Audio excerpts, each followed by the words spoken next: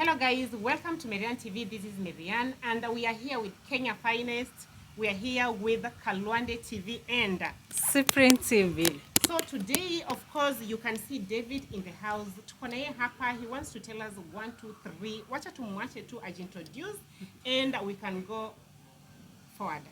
Habari yako David? Mzuri sana. Maybe ukijiintroduce, who are you and Okay, David Onyango or David Smith Gogo. So I'm a spiritualist. I'm practicing spirituality and I'm a herbalist. I do herbal medicine too. And also I do ancient science. When you say you practice spiritualist, what do you mean? Spirituality. Spirituality. Yes. What do you mean? So, okay, it's a knowledge of spirit. It's a science beyond science. So maybe you can call it in science is metaphysics. So you do it beyond physical. So there's so many things you can study beyond physical human being. Because in human being, we are composed of two things. We are both physically and spiritual. So I do normally concentrate on the spiritual part of people. Yeah. Manze spiritual ile ya uchawi ama ni nini? Yeah. You know, people think that uchawi is a negative only thing. It's not negative. Okay, somebody who is a witch is a doctor. A witch is a doctor. Somebody who studies herbal and who study medicine was so herbal. Because hizi zote ni herbal. Tusijidanganye, hata capsule ni herbal. Zingine zimetoka kwa marijuana. Mostly hizi cancer ni capsules. Unapata hizi dawa za spraying whatever. Cough syrups zinatoka kwa herbal zote. Mzungu ndiye ametucheza akili lakini zote wanatoka kwa herbal. So when somebody is studying that, when unafanya utafiti ya dawa za kienyeji, ni wewe ni witch doctor. Kwa Kiswahili, kwa English hiyo. But in generally, you are a doctor. But when you study Western medicine, they call you a doctor. But when you study an African medicine, these people call you a witch.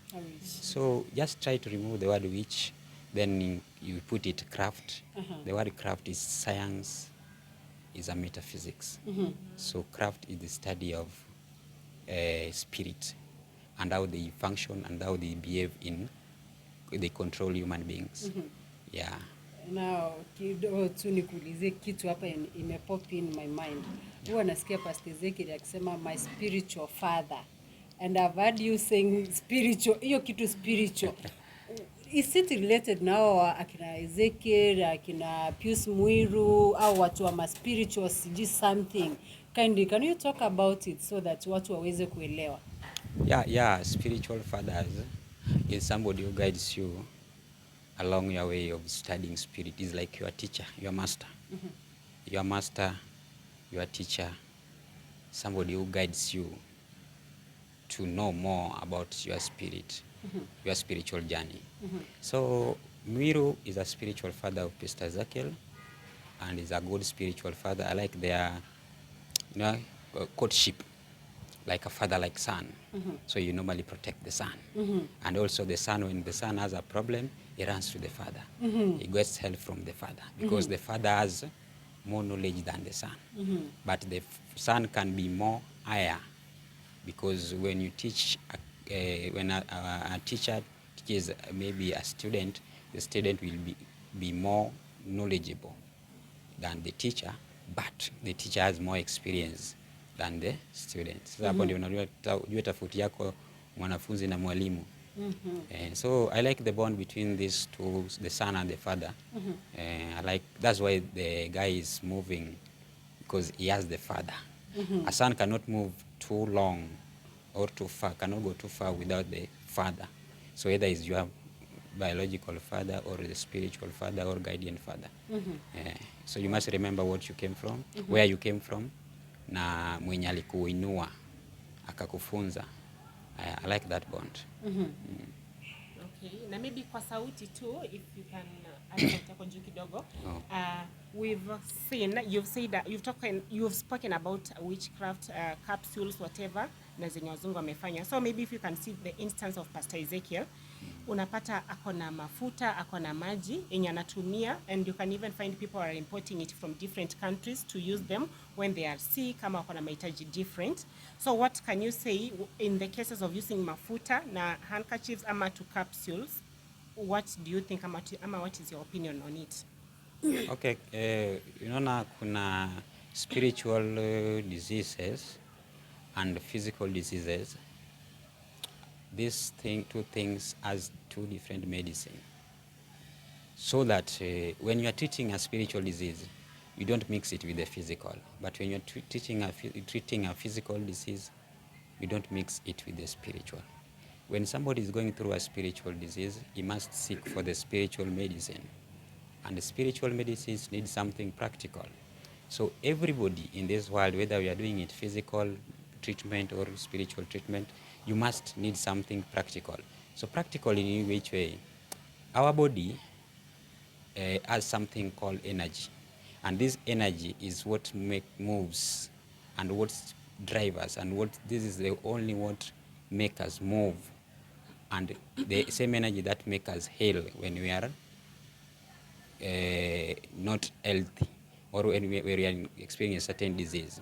So for a human being in physical, he believes in what he sees. That's why most people believes on the miracle they see. That's where you can accept, your faith can accept that area.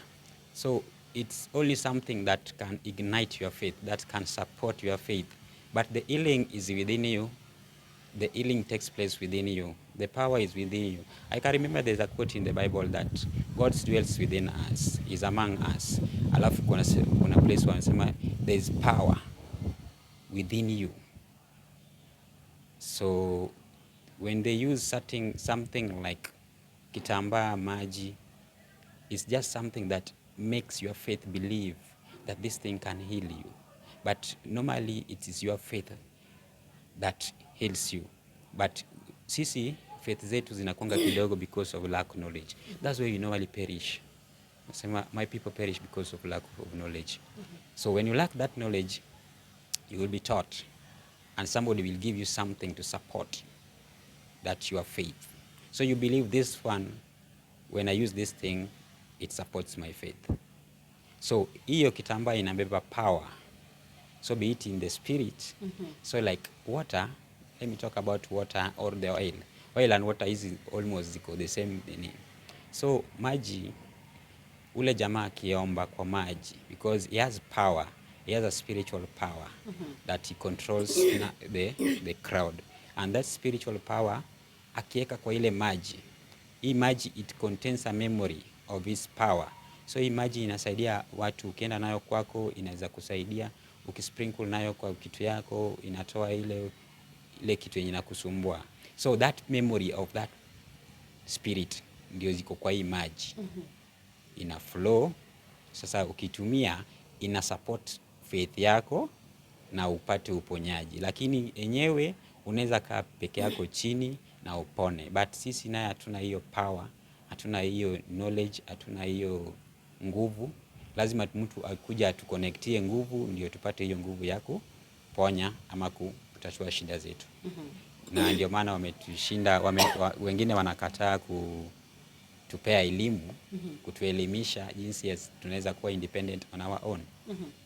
So ukikuwa independent on our own, huwezi enda kwa pastor, ama huwezi enda kwa mganga kufanyia kitu fulani. Uko na ile, kama uko na shida unatatua kivyako. So personally, does it mean you don't support those people who believe in their pastors? Not that I don't support those who believe in it. In this world, you must believe in something. Because I also believe in my ancestors. I believe in my spiritual fathers. And I believe in my parents too. So you must believe in something. Believing is, you believe in what you don't see. You believe in what you don't see. And you believe in what you don't actually, you might know it, but you don't know. So these pastors, it is not bad, because that the people who gives you hope, but in a right way. That's where the point is, in a positive way. not ile extent yenye mtu anaenda kuua mtu, anafanya nayo mtu sacrifice. That is not right with nature. Nature does not accept that. Doesn't accept that. So binadamu hawezi tumika tu hivyo hivyo because amekosa hekima na maarifa ya vitu zingine ya inaitwa kispirit. So when you don't know anything, you must seek and you get clarify on that. Usiende tu kwa kitu fulani, kwa kanisa fulani, kwa watu wengine, na wewe unaenda hivyo na mguu zako zote. At least mguu ingine ibaki nje ya kufikiria. Si an extent unaenda una mtu anakuambia you fast and you die. Because of that fast na huyu mwingine anakula. That is not right. Nature doesn't accept that. So that is not right, and totally I disagree with that. So anything concerning of any human being sacrifice or any human being akufe, I'm against that. It is not right. But those who are just helping people, it is fine. People need help in any way possible. Be it in Christianity, be it in any herbal, be it in our ganga. So long as they can help you, fine, go for that. Yeah. So umeinsist hapo kwa sacrifice. How do you think people sacrifice other people? Sacrifice has so many ways. Let me just talk about human sacrifice. Somebody can be sacrificed in so many different ways. Somebody can sacrifice your soul. So unasikianga mtu I sacrifice my soul to the devil. And somebody can sacrifice your body. Totally your spirit a sacrifice, or your body parts. So when you want something, maybe it is a covenant you're going to make. I want this one. Maybe I did wealth and I want to sacrifice my private part. I'll never get married to any woman. Well, I'll never sleep with any woman.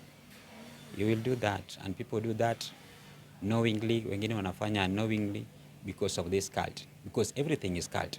Religion is a cult. Religion is a cult. Religion is a cult? It's a cult. How? Cultism is a group of people that comes together for one purpose. So cult is not that when I said cult, people are getting shocked of, oh, Illuminati is whatever. I'm shocked. Even those who are in Illuminati, they are still in the religion. They are Christians. Now go Illuminati. No way. So like you mean like it's a cult in general, or maybe a specific This is a group. certain religions? Illuminati is not a religion. So you can be in Illuminati and you are still a Christian. How now? Pastors are in Illuminati and they're still Christians. Can you prove that? Yeah. Okay. Cultism. Kuna some cults zenye zinakupea power to control that spiritual. Yani, they control, they do these things in spiritual way, whereby they control the physical. So long for you to control physical people, these physical human beings, you must slave their spirits. So this cult, they will give you power to manipulate. So naonanga the most pastors wako na ring fulani haiko kwa the marriage, the middle finger. Iko kidole tofauti. Iko kwa kidole cha hii ama hii haiko kwa hii. This one is for the marriage. So haiko kwa hii unless he marries. So atakuwa na mbili. Unless he doesn't have a wife, he marries that cult.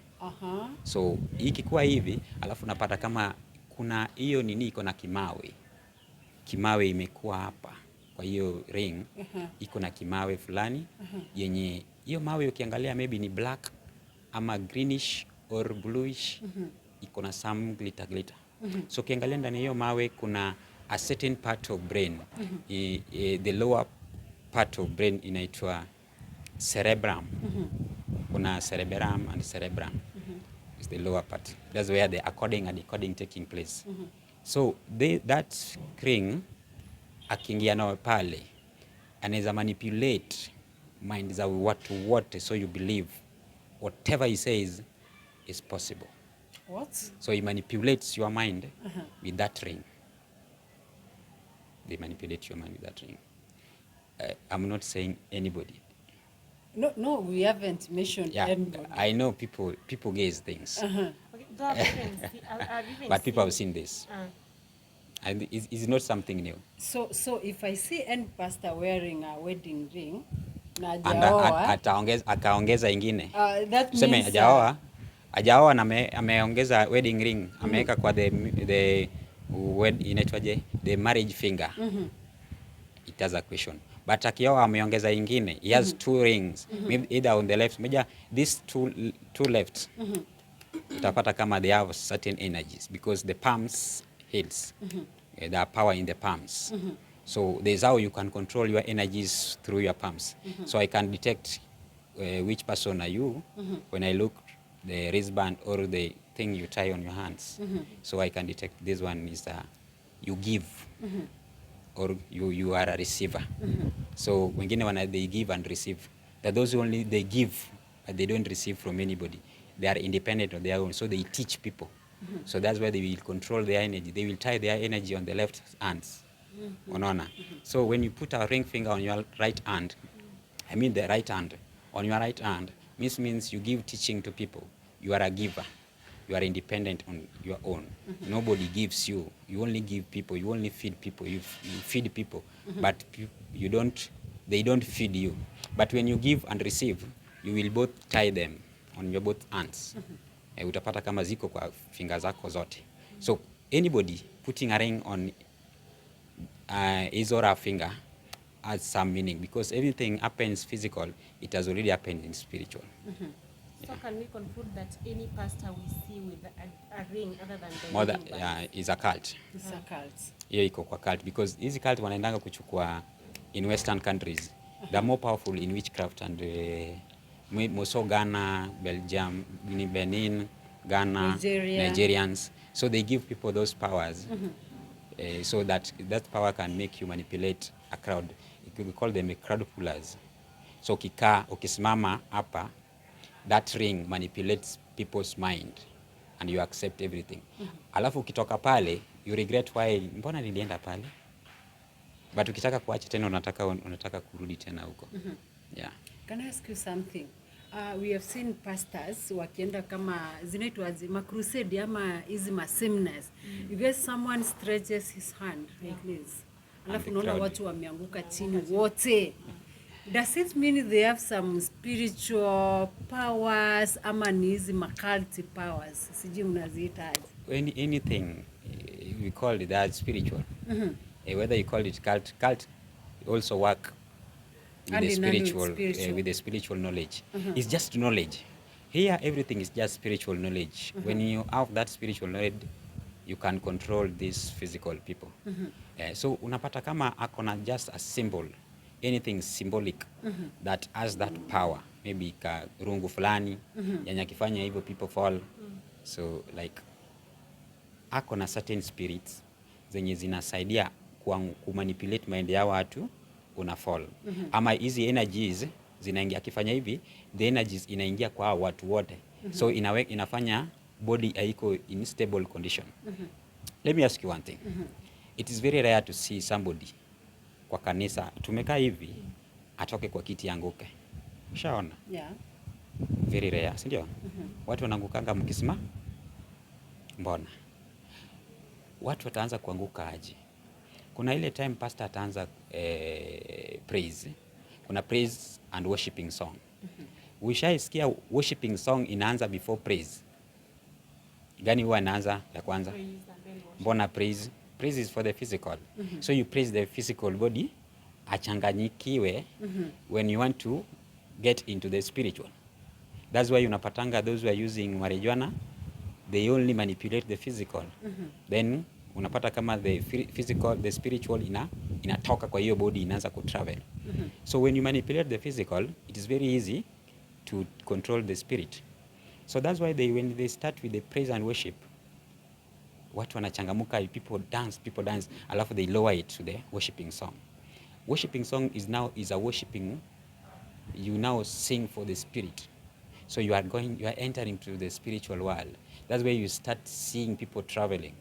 They will start traveling, their soul start getting out, moving out of their body. So your body inabaki is a vessel the body is just inakaa container, inabaki kama container, so there is nothing that controls that body, so haina stabilization. So ile time ile energy inaingia, ule pastor kuja na a certain power kenye beba one of the things yenye anazatumia for manipulation, ama maji akiweka kwa watu wanaanguka, ama ile rungu akifanyia hivi watu wanaanguka. Ile time ndio unapata kama hiyo mwili iko hivyo hivyo tu. Ni kama hii stand na kuna mtu hapo, so ukisukuma hiyo stand hivi, so unaona kama wanapiganga the forehead where the pineal gland is. Hapa ushasikia pastor na kusukuma hapa kwa tumbo, or am I the one looking things too deep? No. Utapata kama anasukuma. Why not? Why mostly are women? Because women wanna travel their spirit too fast. So fast they travel very fast. Their spirit moves out of their body because wanapenda kujiachilia. Sasa ndio maana utapata population mingi ni women. Tunapenda kujiachilia. Utapata mwanaume amesimama hivi hadi mwingine anajaribu kuinua mguu moja hivi. Anguki. Because kufight. Una wonder why is it mimi sianguki na hao wengine wanaanguka? Washaanguka. Because wewe mwenyewe hujaingia into the spiritual world. The spiritual world is something weird because it will show you so many things in spirit that ikirudi inaweza leta this idionitwaje disorder. Ukirudi pale inaweza leta disorder kama imerudi energy, ikirudi mingi sana ndio inaweza kuwa mwenda wazimu pale. Hiyo ni story for another day. Anyway, guys, I don't know guys if you are shocked like me. Kuna vitu ambavyo nimesikia vimenishtua sana Mary. Sijui kama wewe labda pengine kuna mambo umesikia hapo yanakushtua. Hata mimi nilishtua. Maybe acha tuambie comment down below tusikie na nyinyi mnaona nini ama wanasema nini about it. Anyway, now sisi tumeongelelea hiyo story about the sacrifice and so on. We have seen someone called Mackenzie. Jamaa ambaye tumemsikia sana watu wakisema alikuwa ana sacrifice watu. Wengine wametolewa viungo vya mwili, vitu kama hivyo. Pengine labda wewe umesema wewe ni kuna hili jina umesema spirituality. Yeah, spirituality. Yeah. The practicing of spiritual knowledge. Hebu tuiongelee hiyo story ya Mackenzie. Pengine labda unaijua, uichambue. Do most people they are stranded ama they are worried. What's really going on? Yeah. Okay, Kenye Mackenzie anafanya is not something yenye ni new for the society world. It has been happening. So though I've not witnessed, but the way inasikia in spiritual concept, he was doing two things, either the kidney and the body parts transportation ama anaziuza up to him. Now let me look it in a spiritual concept perspective. If you die before your time, you become that person's slaves. So when you die along the duty, or maybe soldiers wauliwe, mulienda vita alafu mukaua soldiers ya ile side nyingine, your opponent. Alafu umejua hizo spirit za hiyo soja nyingine mnarudi nazo. So hao wanakuwa kama slaves zenyu. So they will help you fight other people. Itakuwa inakusaidia. So mtu yote amekufa before, be it Mackenzie ameua, be it anybody dies, or be it spiritual attack, before time yako ifike, utapata kama ule jamaa kuna penye naenda. Hakuna binguni mtu ataenda akikufa ama uliwe before time yake iende. Hakuna binguni. Are you serious? Hakuna. So where you become a ghost. Go? You become a ghost. Hapo unakuwa kwa ghost. In this world that kuna mirror world, kuna astral world, and kuna shadow world. So people live in the astral body. Astral body ni, umejua ukikata mtu saizi utaona kitu ya white. Iko hapo ndani, white skin. Yeah. So unaona? Hiyo inaitwa the silver body. So hii silver body hapo ndio unaweza ishi after umekufa.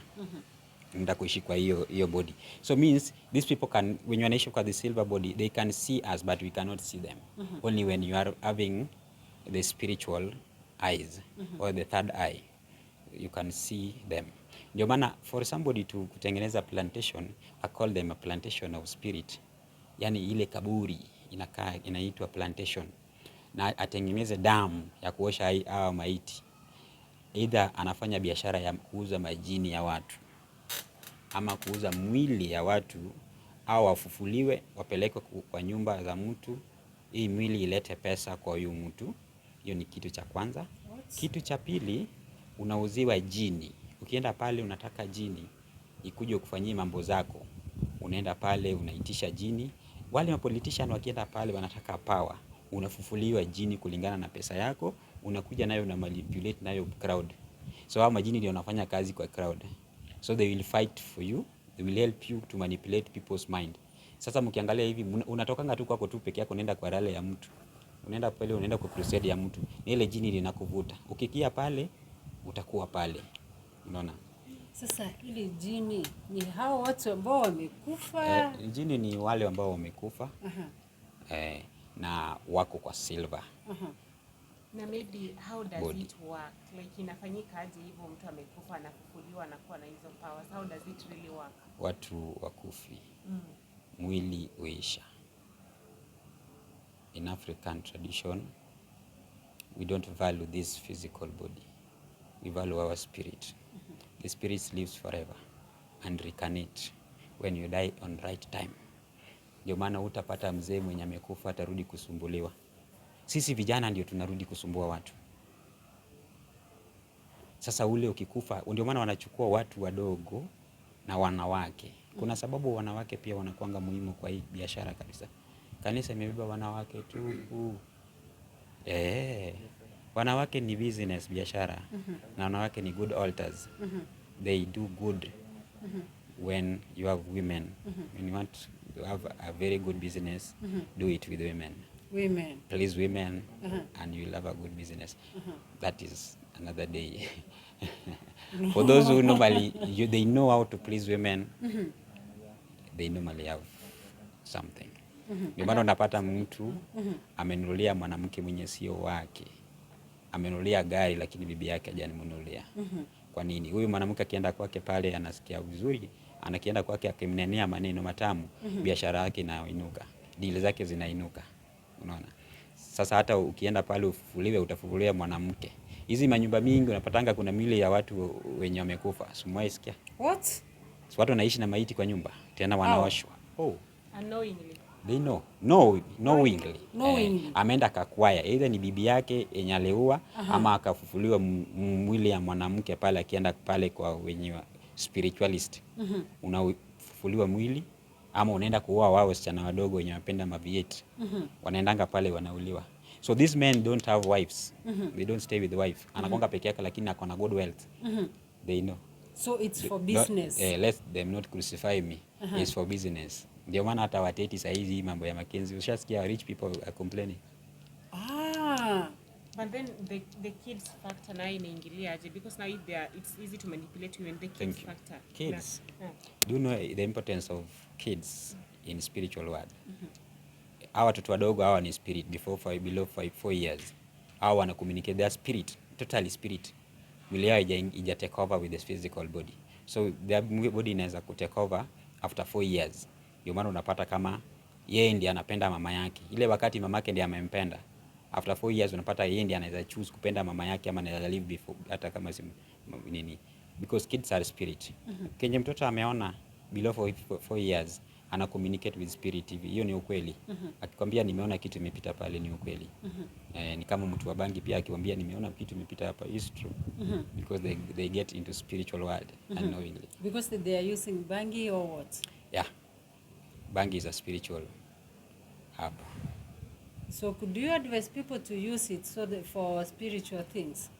People use it for spiritual things. No, personally. Could you advise them? I don't legalize it. It is not bad. I know the government doesn't like it for a reason they know.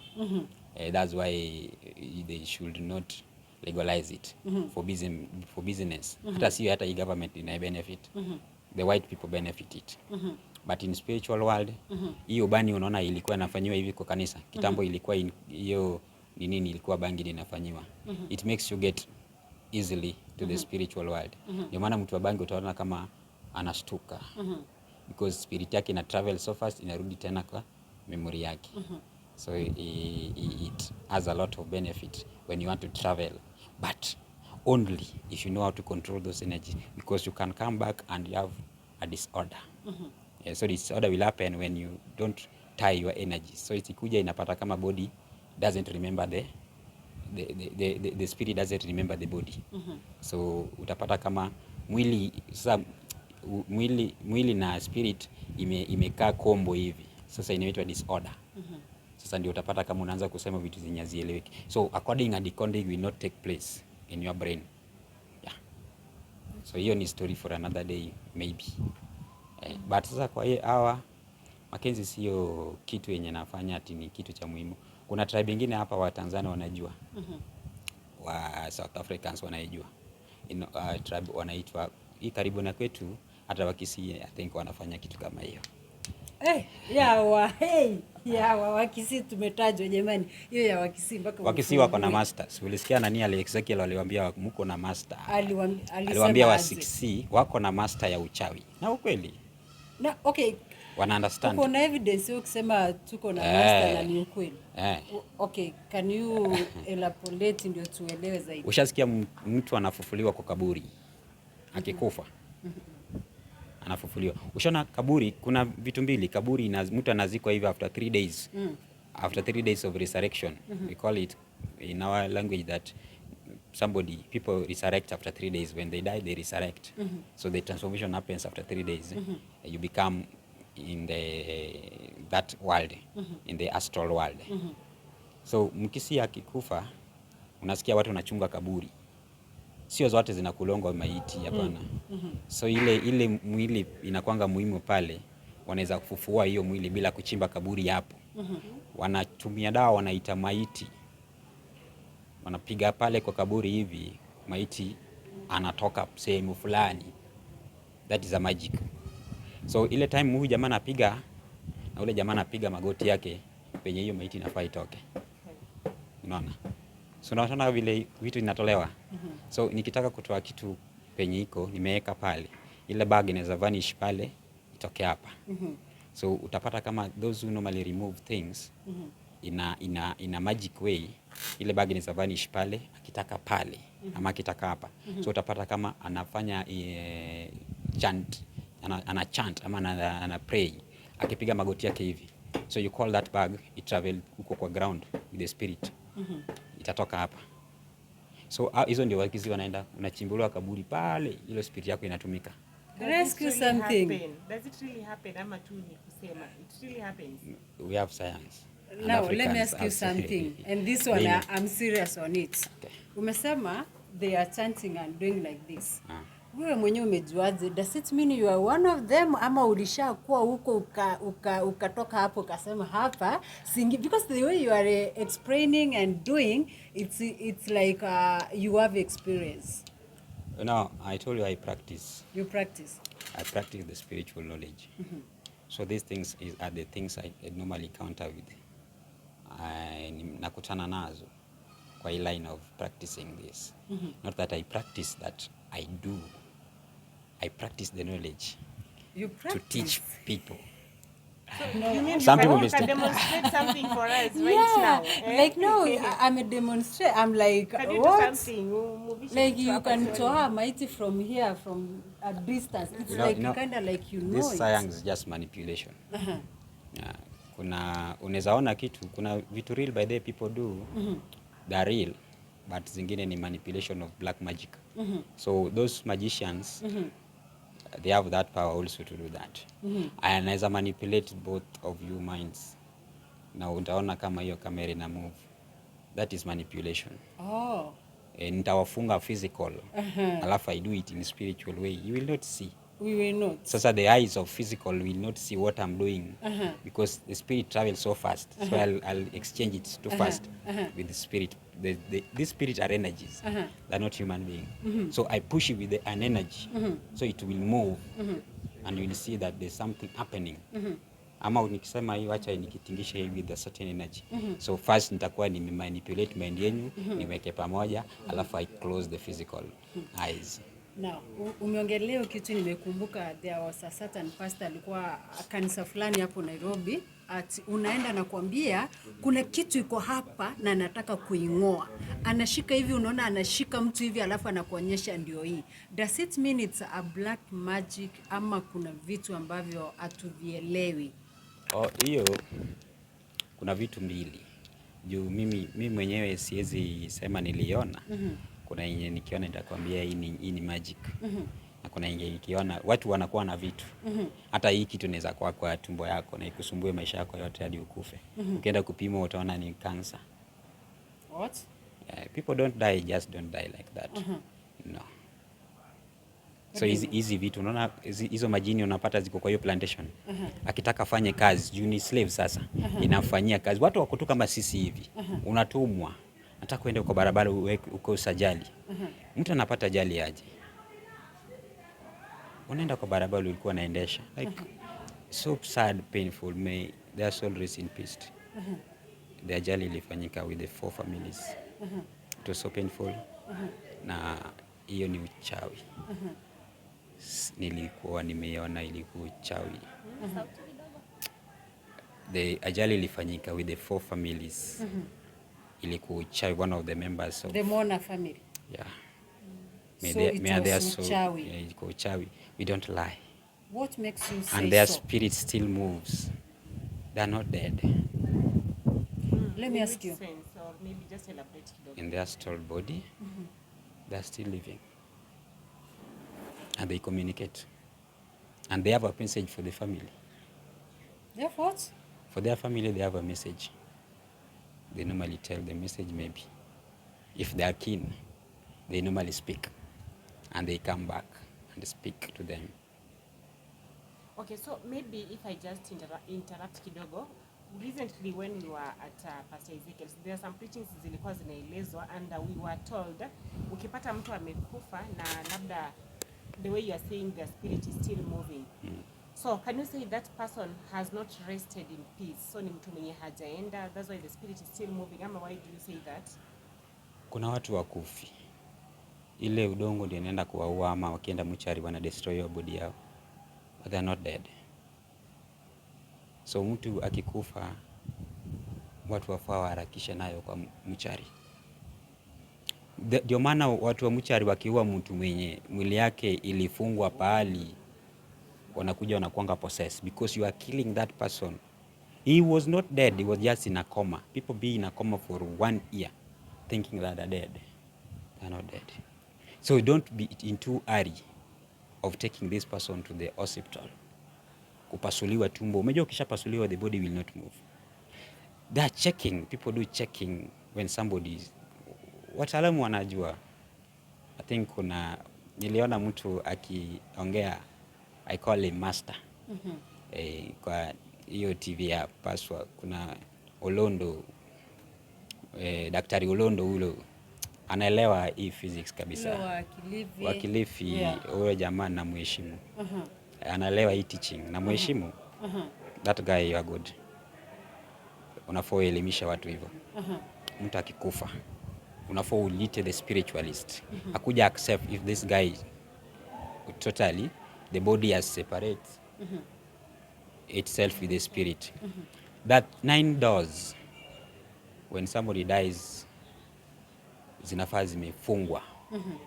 Na kiwa hizo doors zimefunguliwa means this person is not dead. The spirit imekuwa captured.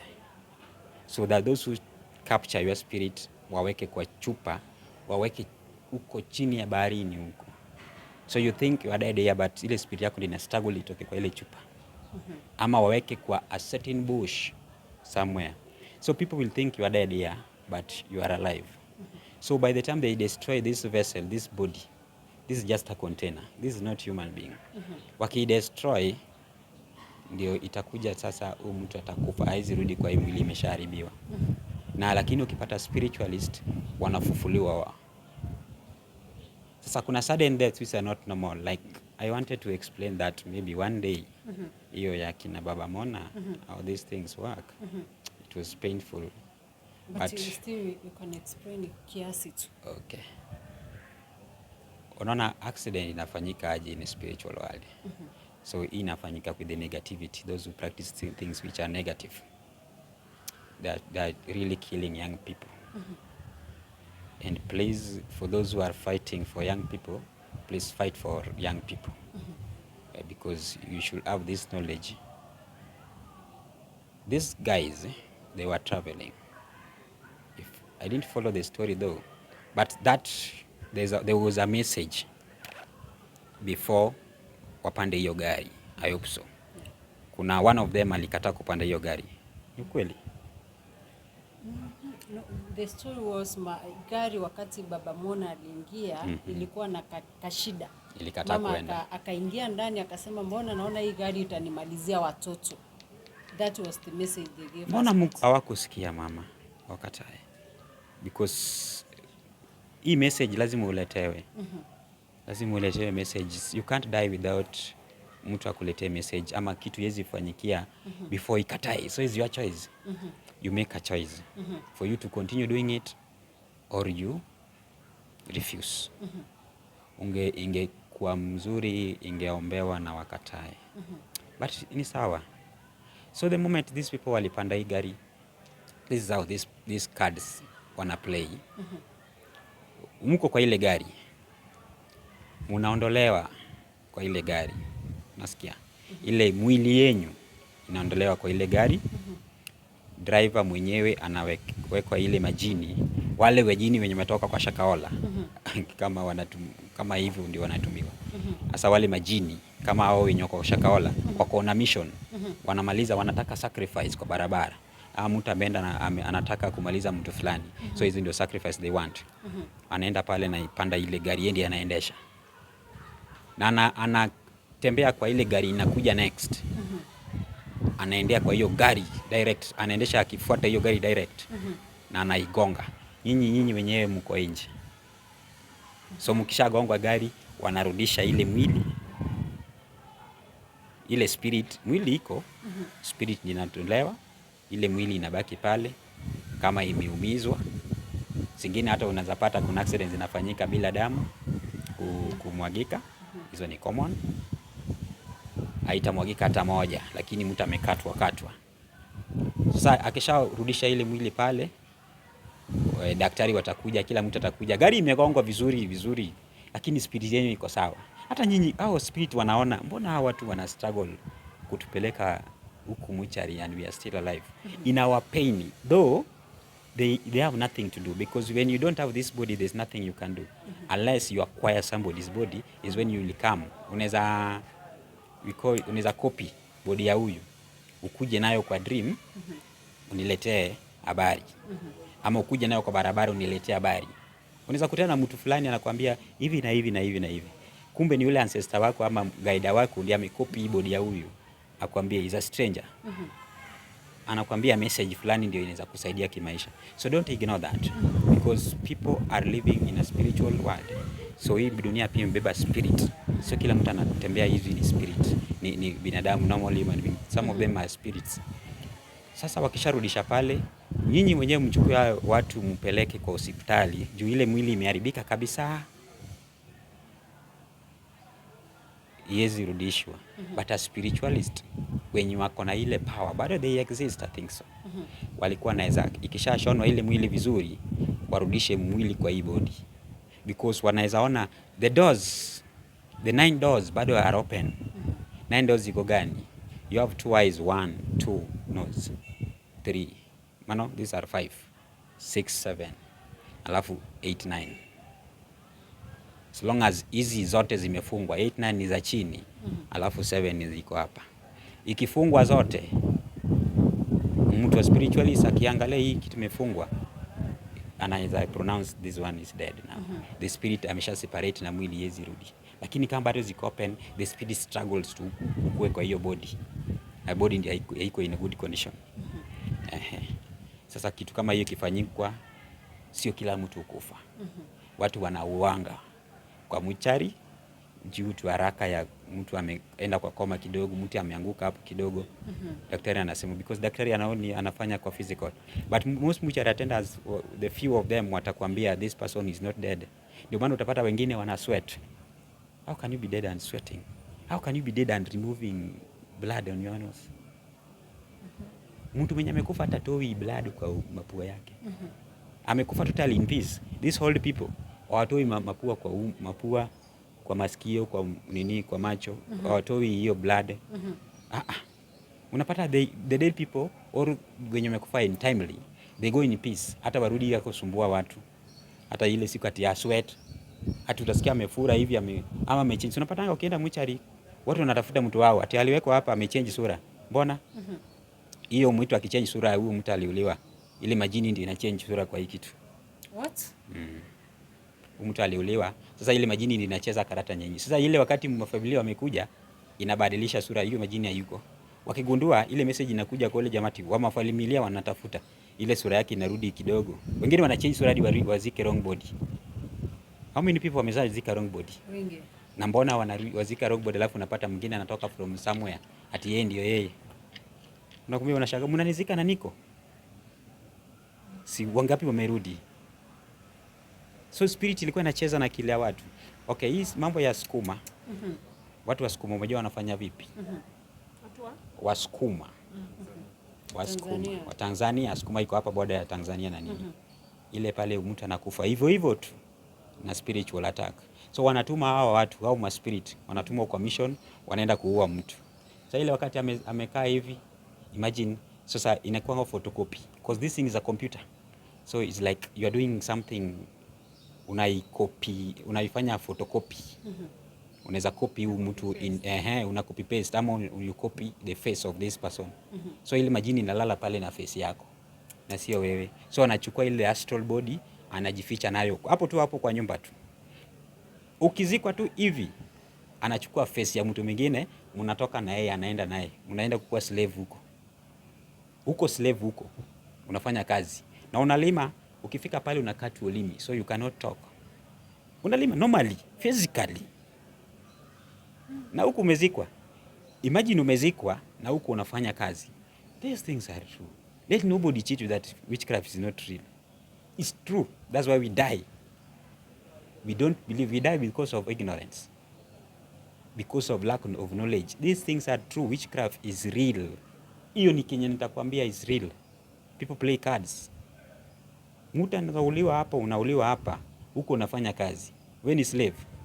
Unapewa chakula, unafanya kazi hapa. Ile nguvu yako ikiisha, mnatolewa huko. Sasa wanaomba chakula huko, unapata kuna sehemu fulani hapa Rusinga karibu na hiyo nini au mabodaboda. Utapata mwingine anakuja anakaa hivi kwa nyumba yako, aongei. So they know. Hao ni wenye wako kwa Sukuma au slave. So wanakupea chakula tu, ukishawakula unaondoka. Because huwezi usema kenye umeona.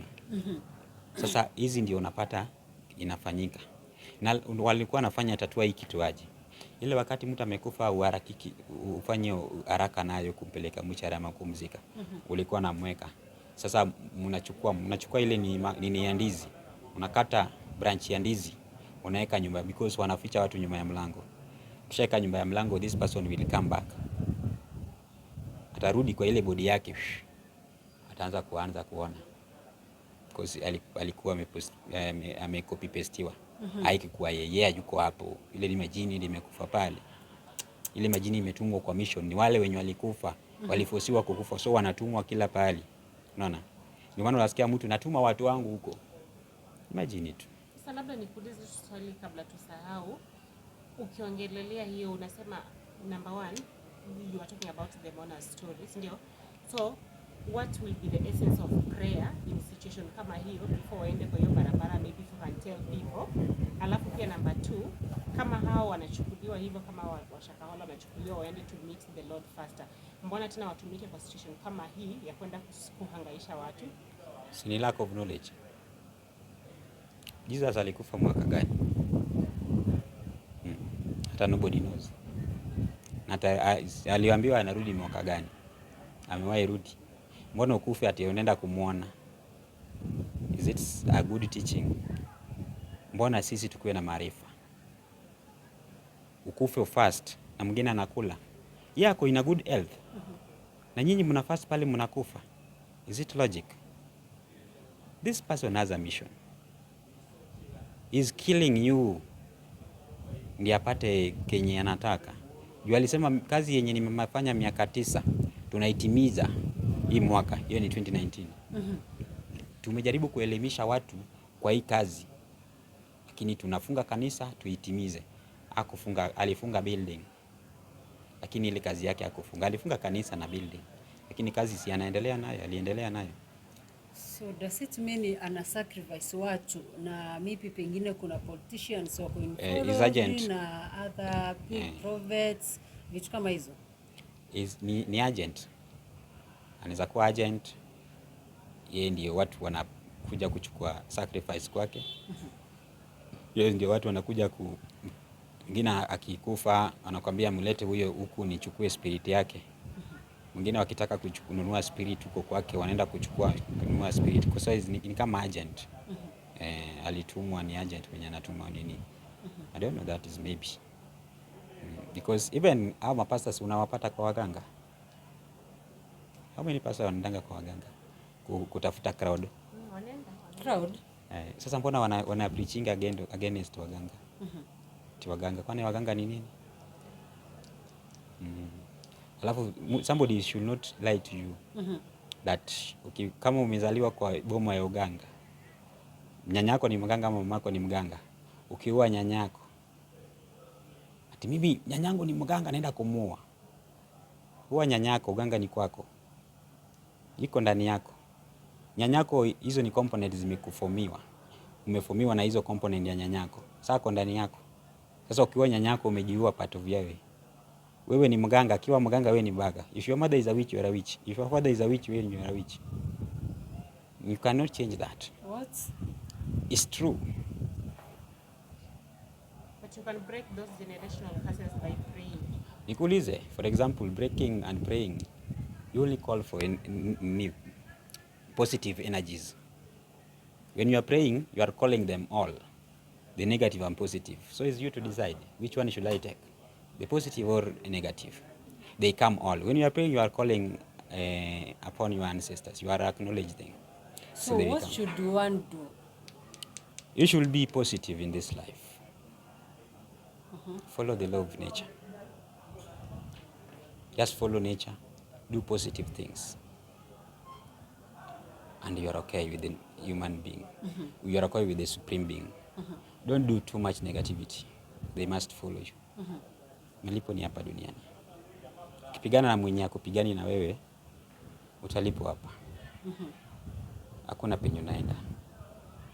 Utalipa hata next generation yako. So hii unasema unataka kung'oa ile madhabahu ya kwenyu. Ikiwa miti ilipandwa, ikiwa na mizizi, miti ikakuwa na inaitwaje? Stem, ikakuja ikaform branches, ukapatikana wewe ndio leaf ya hiyo miti.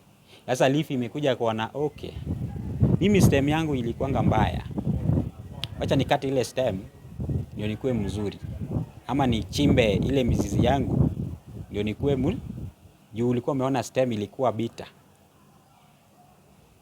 Do you think if the stem is bitter, do you think the leaf is sweet? I don't know. And do you think the branch is sweet? They're all bitter. They serve the same. When you don't water your stem, the leaf will dry. When you fail to water your stem and you go and water somebody's stem, do you think you will survive? Oh. The leaf will die. That's why we are dying, because we are watering somebody's stem. But we fail to water our own stem, which is our own generation, our own altars. You don't recognize your own ancestors. You don't recognize somebody's ancestors. You pay homage to somebody's ancestors. What of yours? You don't even, some people even have forgotten their mothers, because wanasema mamako akisha kufa huyu ni shetani. Bullshit. Shetani gani? huyo akikufa anaingia ndani yako, unakuwa part of yeye, unafanya mission zake. Nyanya yako akikufa, wewe ni mission yake, unafaa ufanye duty yenye alifaa anafanya. Ukilenga hiyo duty itakusumbua maisha yako yote. That's why most of us are suffering. Aha, umenichanganya. Huwa mapasta wengi wanatuambia tufunze madhabahu. Na wewe chenye unaongea it's kind of opposite. Madhabahu ziko mingi. Kuna negative madhabahu, na kuna positive. That's why nimekwambia when you acknowledge your ancestors, they will, all of them, kwanza the negativity will come first. Then the positivity wanakwanga wamefinywa. So it's upon you to choose. Kama alikuwa na uchawi anafanya vitu negative, please avoid those negativity. Call for the positive ones. Is when they will come. You acknowledge what you want. You only, if you have a key, you only open the room you want. If you open a room of negativity, the negativity will follow you. If you open the room of positivity, that's where you follow. Yeah. So ukivunja madhabahu unavunja gani? Unaweza vunja positive madhabahu na ukose maarifa. Please, what I'm saying, what are your roots? Don't forget your parents, don't forget your grandfathers. If they are alive, don't forget them at all. Remember them. They are part of you. The worst witchcraft in this world is forgetting your mother, forgetting your father, ignoring your parents and grandparents. If they ignore you, you will become an orphan in the spirit. Nothing will happen in your life. You will suffer. You will have money, but you do nothing. You have no peace. Money is not everything. It's just peace of mind is everything. Guys, I'm shocked. Yes, I like words. So hiyo ndio inafaa. So ukivunja madhabahu, vunja madhabahu yenye iko negative. So acquire positive. Do you know like hizi ni negative, the positive side? Unajua kuna watu wamechanganyikiwa wako hapo, wanataka kufunza hayo madhabahu but they don't know the negative and the positive. How could they? Wengine wanaenda wanavunja madhabahu yenye inaua nyanya yao.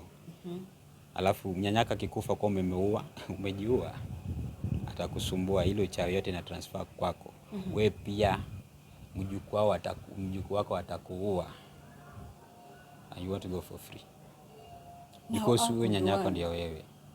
Define as this is the negative side and the positive side. This world has choices. You choose what you want. It depends with the knowledge you get. Choose. You create awareness with yourself. You choose. Yeah. Can I ask you something? Let's say we have seen people, I'm a family, saying like my grandmother is a witch, my mother, my father. Unapata they go extra mile of doing something to change their mother, inaenda kuwaua. Unaona? I think that's what you mean. Yeah. So tuseme kama nimeenda somewhere, nimeambiwa go do this and that, nimemuua. Does it mean hiyo kitu itaniandama forever? So umeua. Hapa point you should, thou shall not kill. But I never knew. It's something, maybe I went somewhere and I was told like kufunza madhabahu. Ukitaka kufunza madhabahu na Mungu akubariki, you do this and this. Mimi nimefunza madhabahu bila kujua, nimemuua mamangu. Do you think if you are in good terms with your parents, can they kill you? When you give birth to a child, na umependa huyo mtoto, unaweza penda kuuiua? No. Why are you killing your parent? Ukiwa huko juu, useme for example, umepanda juu ya miti, unakata stem. Wewe uko juu unakata stem ya hii miti na panga. Umepanda juu huko, sasa unakata hapa chini. Utaanguka ama utasimama? Utaanguka. That is how things happens. Utaanguka.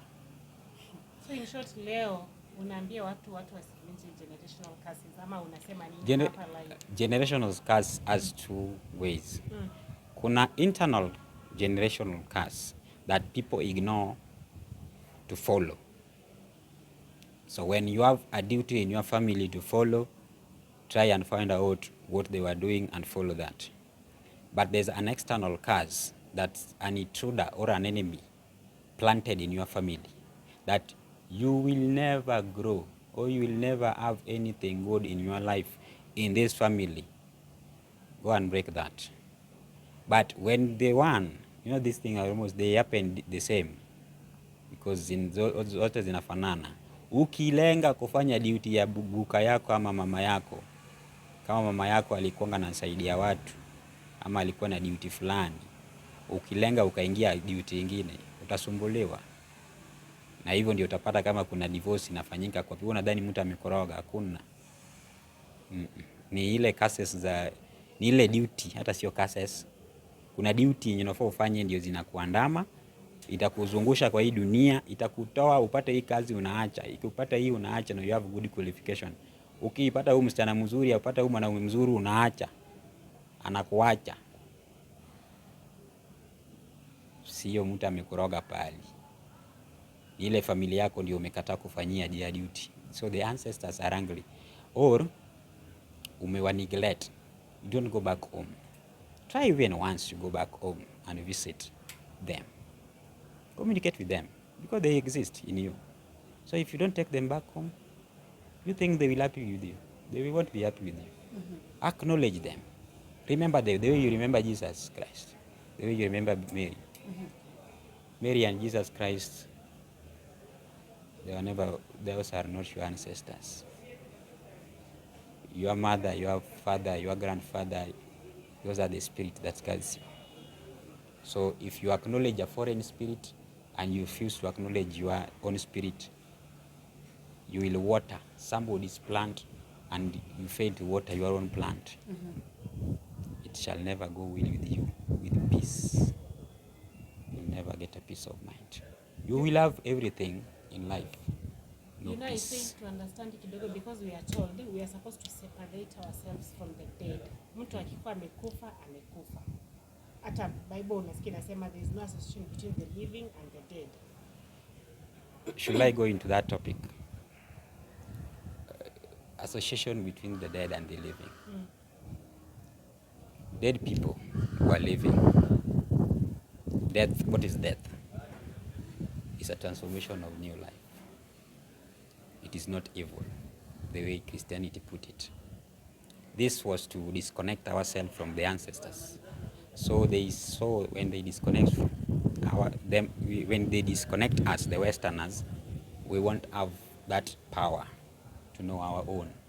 So we start follow their own. That's why Western cultures is being followed and we refuse our own culture. When somebody died, let me start from the birth. Kuna hiyo connection. There's a world you live 9 months. So when your mother carry you 9 months, that is another world. You live the same like us. So for you not to see what happened in your mother's womb, they cut off the relationship, the cord. So inaitwa umbilical cord. The umbilical cord connects you with the stomach, with that world. So you transform yourself to the physical world. You live in this physical world. By the time you die, the cord is being cut off from the physical and the dead, for you not to still live like you are in the physical, but you are dead. But if, like each generation, they don't cut that cord, na ndio pia inawasumbua in spiritual marriages and spiritual husbands and whatever. People still come and sleep with their wives. You still have, do you know everybody has a wife, and unless you are a first comer. You have your mother, you have your wife when you are living in your past. So if that cord haikukatwa when you die, but this wife or husband will still come to visit you when you reincarnate to the next life. He will still come, or she will still come and visit you. That's what happened. The strange people comes in our dreams and sleeps with us comfortably, and you will never get an husband. You will never get somebody who stays in your life. So utakuwa mtu akikuja hivi anaboeka na wewe, mtu akikuja hivi anaboeka na wewe, lakini usiku unakuwa very satisfied. Ama ukiolewa unapata huyu mtu anakunyorosha hapa kando yako. na huyu mwanaume amekuwa hapa, unapotezwa, huyu mwanaume anapotezwa nguvu yake. So unasinka like, you know, men don't talk like how you don't function. You even if you try to gea iendi, you gari ukijaribu kufinya iendi. Mtu anaweza jua kweli, unaweza jisikia ukiwa unalala na spiritual husband and spiritual wives. Utajisikia? Hey, so you act normal. Like we are on it. Even hata mwenye kando yako anaona the signs I'm doing. How the styles you are doing the more than your partner. And if your partner sees that, how do that's how spiritual husbands and wives come into our lives? They had already married us. How? We had lived. This life is not new to us. Like me, I had lived. I can remember my past life. Whatever I was doing when I was living. I know it's strange to those who don't understand. Yeah. But I remember almost everything. Can you tell us, if you don't mind? Because this thing of spiritual husbands and spiritual wives, so many people have been complaining, especially in Facebook, when I see like my spiritual husband, spiritual wife, even pastors, they do preach about them. Maybe if you don't mind, kindly share with us. Maybe they have different knowledge on that in Christianity. But reincarnation, when reincarnation takes place and you don't cut the cord, in our culture, in our own Luo culture, when somebody die, he resurrects on the third day. So resurrection takes place like Jesus. They copied our own culture. That is a story for another day, because the Bible also has so many things. One we know is the Luo cultures. So when somebody dies, if he's a man, he resurrects on the third day. He comes back and sleeps with his wife. Normal. Anaingia hivi kama mtu anatembea, because he's in his astral body. So the men and the women, the older women will, after that day, will atakuuliza, alisha kuja? Alimaliza? You said, yeah, alikuja. Na akikataa kukuja is a problem also. Atabembelezwa akuje. So like even for the Christians, or like you just mean for the people who are in the physical world? Nothing like Christian when it comes to spirituality. Spirituality is united. It unifies the universe. Whatever I'm saying here, somebody in South Africa knows, for those who know teaching of spirituality. Whatever I'm saying here, somebody in Nigeria knows. But Christians who only study Bible, they will tell you those are bullshits. I don't normally argue with them. Because ukitoa hii akili ya Biblia kwa kichwa yao, wanabaki na hakuna kitu. Wanabaki bila knowledge. Their only knowledge only dwells in the Bible. But there are so many outside the Bible. The universe is big, is infinity. The mind is infinity. There's so many knowledge in this universe that when you don't click or you don't seek, you want to get. No, let me ask you, if I dream like I've slept with someone, like a man maybe, is he a spiritual husband, or what can I call it? Yeah. Those, Because in Christianity, that's what they mean. There are two things. There are those who are on a mission that destroy marriages. They're being sent to destroy marriage. When you have a good marriage and you show it off to the world, that only just moving spirit. They're not even your relatives. They're not even your enemies. They will come and destroy that marriage, and it won't work. That's when unapata mtu anafanya wedding, within some few months wame divorce. Ile wedding kubwa kila mtu anaona wana divorce. So hiyo ni attackers. They attack. So you can't call them spiritual husband and spiritual wives. Those are spiritual boyfriends and boyfriends. Yeah. So boyfriends wanakujanga ku destroy and to take. Spiritual husbands and boyfriends sent by our families, or it's from their ancestral things, I don't know. Spiritual, there are those who are sent by enemies, not families. Families, your family cannot send for you anything that will harm you unless you have an enemy somewhere. So this an enemy will attack your marriage because he don't want good from you. So he will come and destroy it. But when those, we call them the spiritual attackers, are spiritual boyfriends. When you have the spiritual husbands, they will, husbands stays, they don't go. But enemies, they do their work and they go back. After they have destroyed it, they will leave you. Husbands, for the first comers, they don't have them. But the second comers, they have these husbands and wife. But suppose wali cut the cord, hiyo after 3 days wanakata ile cord, ndio wanapata kama after 3 days wanaosha hiyo grave, wanafanya certain rituals, alafu unakuwa remarry. So unasikia watu wanapatanga remarry. So long as umeremarry, ile spirit na feel jealous. Anaenda kabisa. But if your husband dies and you don't do that, you will never get somebody. So utapata mtu utapata vizuri. Lakini unapata mwanaume ameweka tu. Ama kiko kwa hiyo kwa nyumba ha function.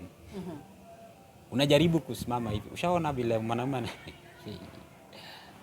unapata sasa mwanaume anasema like imekataa.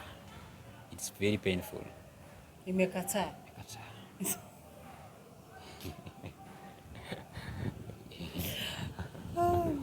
The painful part. May you please just take us back on what you saw, something like that. You are to tell us what you saw in your first. Kai. Okay. You understand? Kai. Where? Na bibi na sauti kidogo, watu wasi struggle. Okay. Because it's an interesting story. Hata mimi na struggle. You know, I once I was with my father. My father, not my father. My father only talk.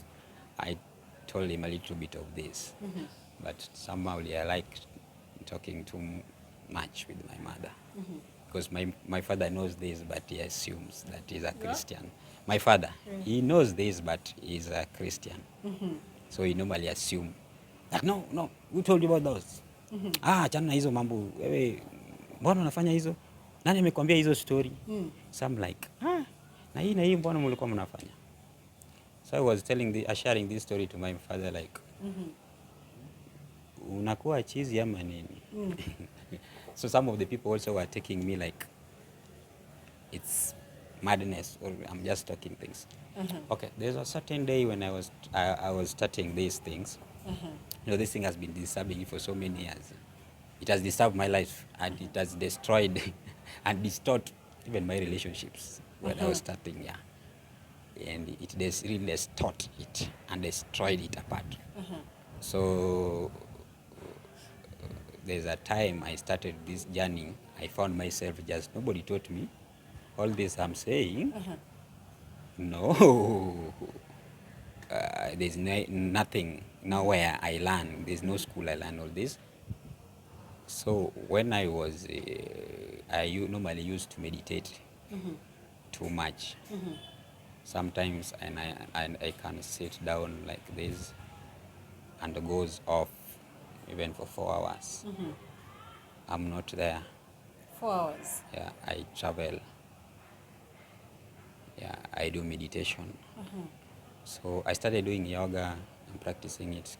And that's where I come up with the spirituality concept. And I found out that there's so many things I can see in this universe which are so nice when I close my hands, when I close my eyes, when I try to meditate. Somebody might think that I use marijuana, but I don't do marijuana when I'm meditating. So, was it last year? Yeah, last year. Early last year, January, February, yeah. No, not last year. Last year, but one. Yeah. So, it was at noon night. I started sitting at my place, my own place. And I have a lot of trees. but I normally like those breeze. Au mliona hiyo tree, the breeze inatoka kwa ile tree, so I normally like the nature, the feel of nature. So I sat down meditating. I feel like I'm going outside my body. The spirit is moving outside. I started traveling. Later on, I saw some people, the older people, because I have the picture of them, my grandmothers, because I think I know their faces in the pictures. Some of them I didn't saw. They died long time ago. So they took me and started showing me the picture of my family back. And where my house was, where I was living, the wife I had. I was like showing me, I'm there. This was your wife, and the other one was I had two wives. So they told me everything about their kids, what their kids were doing, how they were, the time they wanted to get married, what was happening in the family. This was the issue. This is how we were treating this. This is how these herbs were functioning. This is how these people were behaving. This is the character of such person. So I was like, okay. They showed me the picture of that house, the home I had. It really scared me when I come back. I was like, was I dreaming or what? So it showed me a lot of things. Even I also come back, the ants, how they were doing, how was the way they were growing, what happened in my family when I was not there, and how it happens, where these people sat while doing that thing which happens, and who said that and who did that. And they told me, now this is your work. Go and complete the duty. I was teaching these things, so go and continue with the teaching. I came back. I was just sitting. When I came back, I felt terrible. I started trembling. I came back so fast because the things I saw was not normal. I started trembling. So like, what is it? So I was alone hapo nje. So in the morning, I went to my mother and explained this in a few details. I never told the whole story because I was scared. I told her, huyu alikuwa anafanyanga nini? Mlikuwa mnafanyia nini huyu? Because they told me to go start traveling and ask people, my relatives, and go and summon them and go and pay homage to their homes. And I told them, I asked my mother, they say, who told you those? So I saw them in my dream. This is where these things happen, and this is where the home was, because she was there.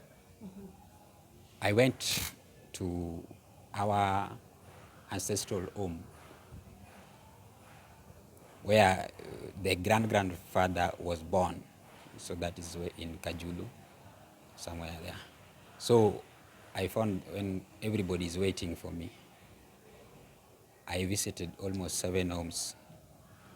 They have the cooked tea, they were waiting for me. They said to me that tulikuwa na ngoja mgeni. Kumbe wewe ndio mgeni tulikuwa na ngoja. I was like so me, I was just visiting and taking messages. So it's just unity and blah blah blah.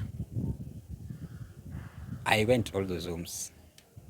For the last home I went, people they got shocked because whatever I told them, the message it creates awareness in their senses. Because I explained to them what happened and they didn't know. And asked them some few items these people are using and who took them. Their sense of these Vitas are kufanya matibabu hizo. So after that, I've been so familiar with everything. Nobody taught me about herbs. Sometimes I dream about them. Sometimes I just look at them like this and speak. And they tell me their functions. I think I know a lot of herbs, but the problem is I was told to teach. I don't put it secret. I don't put it as a secret, because most people put it as a secret. They won't tell you this one inatibu kitu fulani, endo fanye hivi peke yako. I was told to create awareness with the society, to educate more people on how to use these herbs for themselves. That is what sometimes I do. So some people were complaining, why are you exposing herbs like that? They normally bump into my inbox. You are exposing those herbs, because I have a lot of teaching about herbs. Mbona una bump?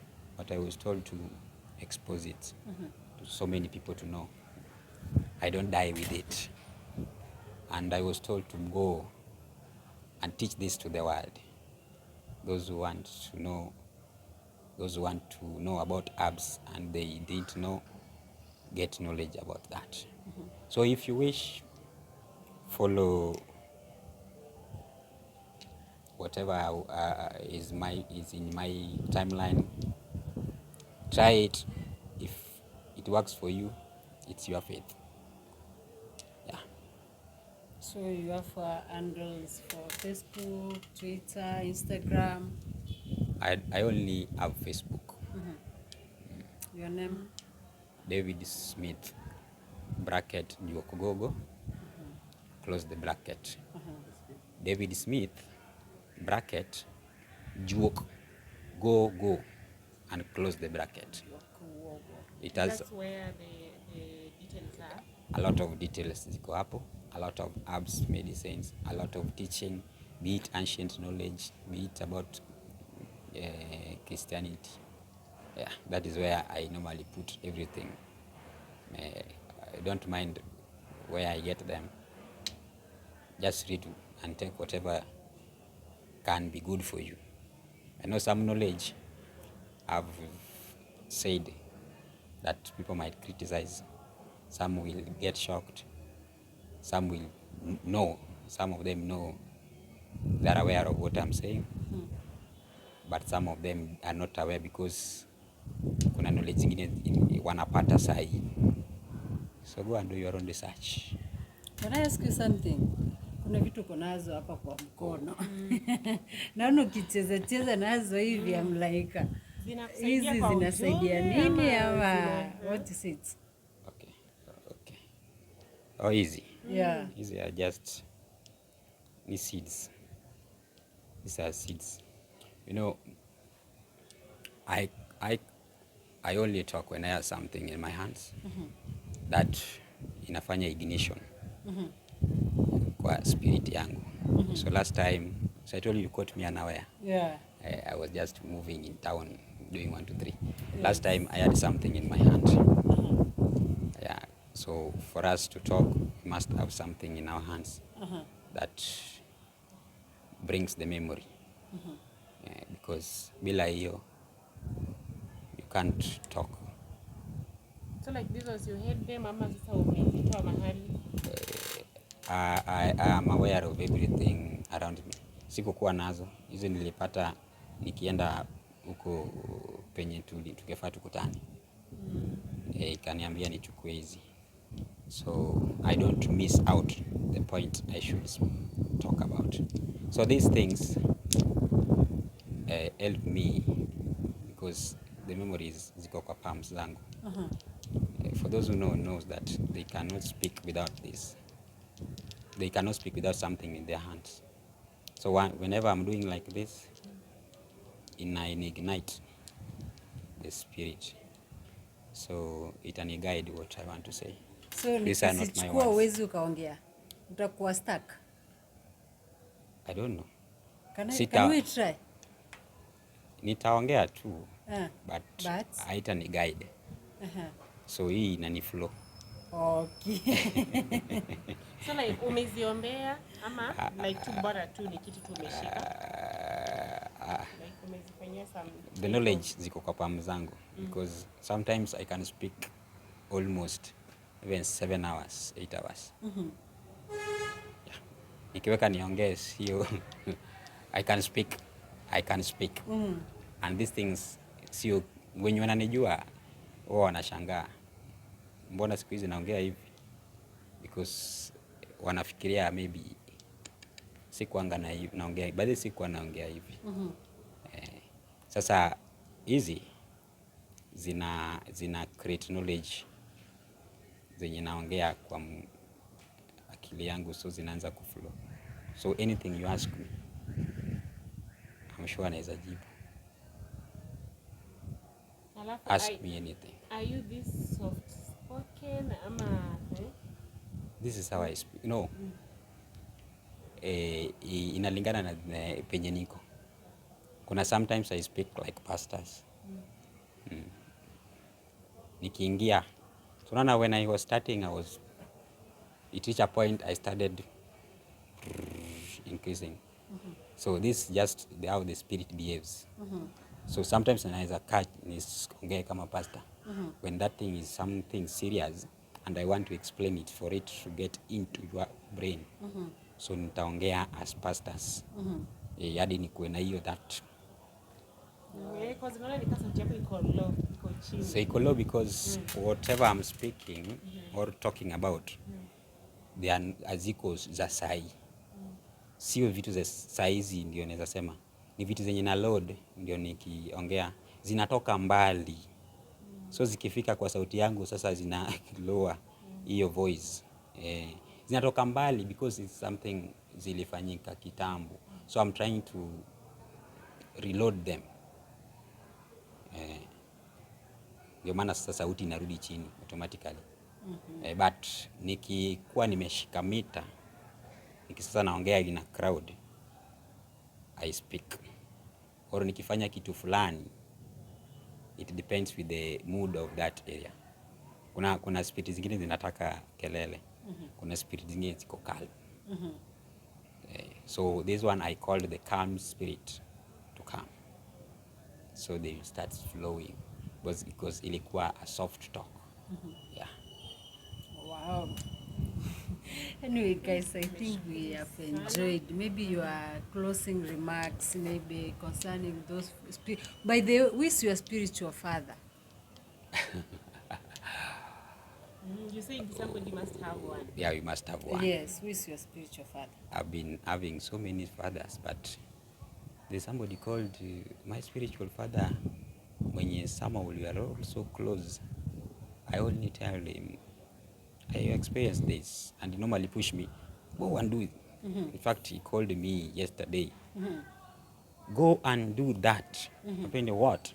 Before that interview was when? Was it yesterday? But when was it? Go and do that, because I never knew they are coming. So I'm like, what? Don't refuse. So I'm like, how will I start this? Because whenever I expose this to public, is another story. Let me just try to do it locally, because I've been teaching this in a locally too. But inanisumbua hata natoka kazi. Natoka kazi naenda kukaa na watu nafunza. Natoka kazi nikipata mtu akona shida fulani hapo tutaongea, by the way nikintumwa huko tutaongea until ya mwisho upate usaidizi. Uende penye unaenda hapo. Nikitoka hapo sitaongea na wewe. Or like, mbona siku hizi nisalimii ama nini? Kapia I'm done with you. I want tukiwa hivyo tutakuwa close na wewe before usaidike until you get into your life. Nione shida yako ilikuwa nini? Ende fanye kitu fulani naenda fanye. So after that nitaenda umeshasaidika. Lakini ukikataa pia hizi vitu zinaniandama. You're like I'm disturbed. Alafu mi bora tu nimekuambia it is enough. Lakini ukikataa sasa shida yako. Lakini nikikwambia take it serious. They are very simple things. Mimi zangu hahitaji leta siji kuku nyeupe. Eta nini, hiyo ni stage nyingine, but we do different work. Hao watu kama wao pia wako, they do their work.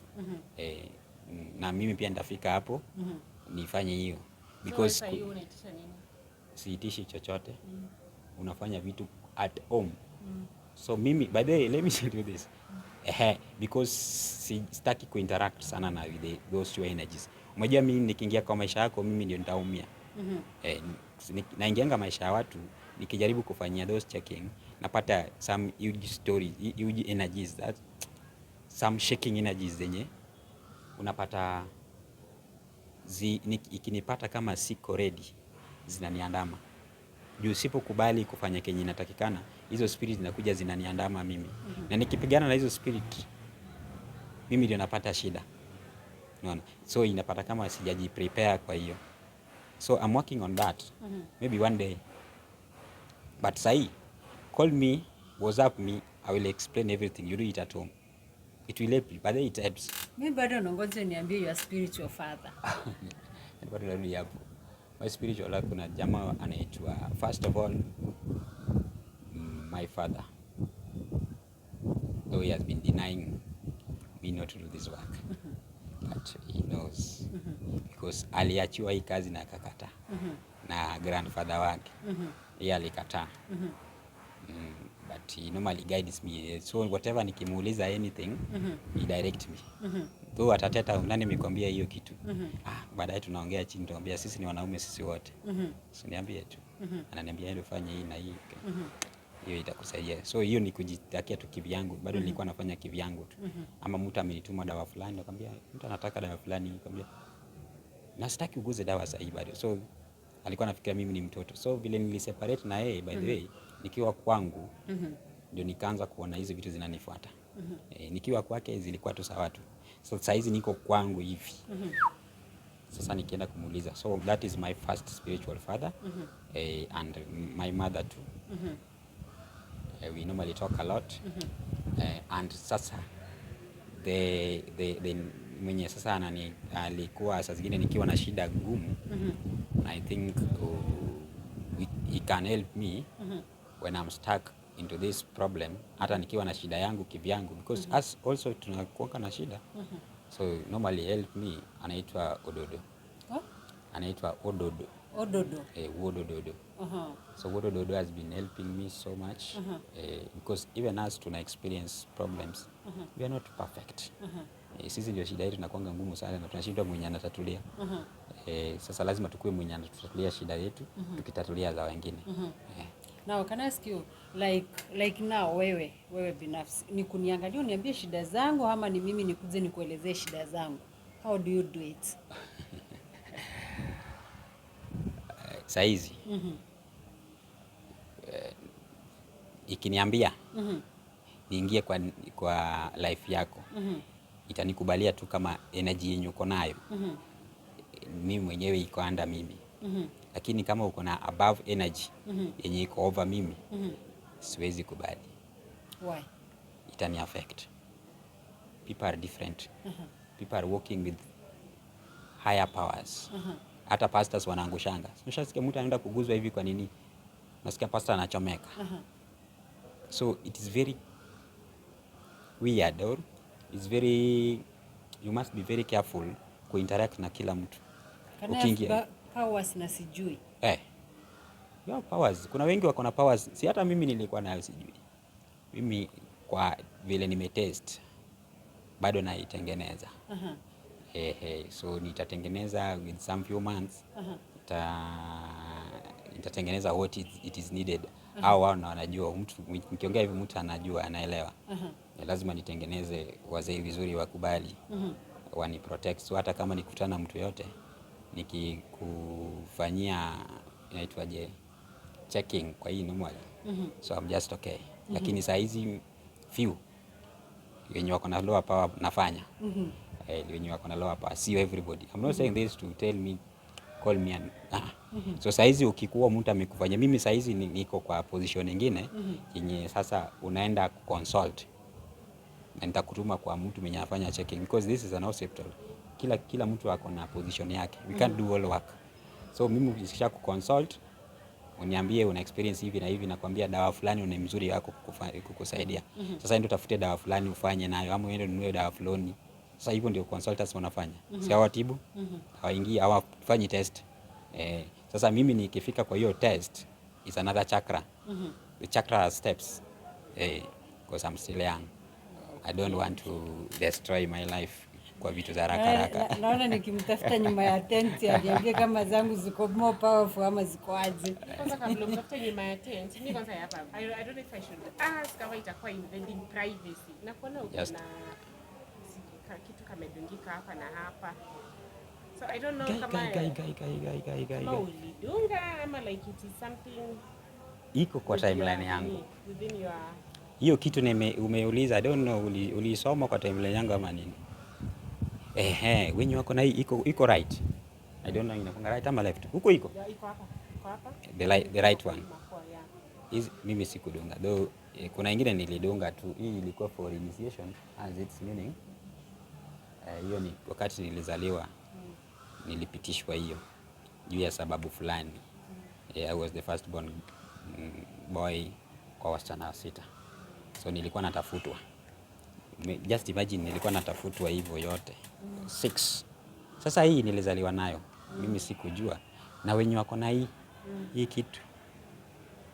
Hii masikio imedungwa hapa. They have certain powers and certain characters. It is connecting with the spiritual, this thing. Hiyo ni kama ni antenna ama inashika nini antenna ama area, this and this. So those who are dreadlocks and those who have this almost have the same character. Then intelligence, we are very intelligent. That one I'm not bragging. Mimi sikusoma vizuri, but intelligence iko na sisi. Sawa David, thank you so much for your question. Najua maswali ni mingi, we can go on and on na bado hasishe.